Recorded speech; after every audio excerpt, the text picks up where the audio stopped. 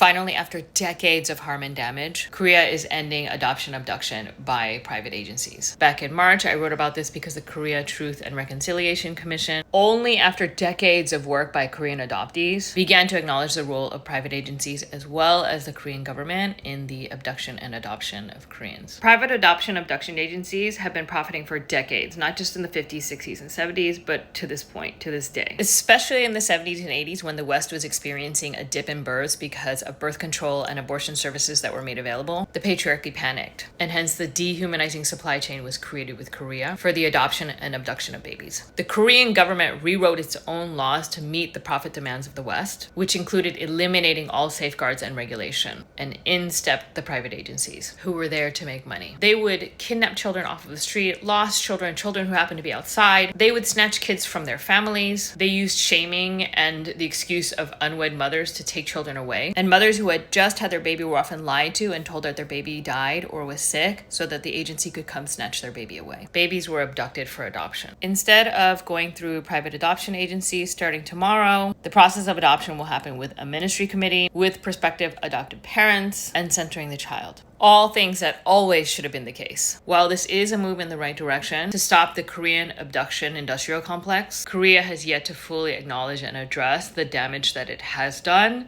in the past and historically. Damage that has had real impacts for generations already. And because of the inherently oppressive power dynamics from racist capitalist colonialism, there's also a growing movement to shut down Korean international adoptions altogether and to have Korean babies adopted in Korea rather than inter-country. Korean adoptees have worked so hard to dismantle this adoption industrial complex, and this is a big move in a long process forward.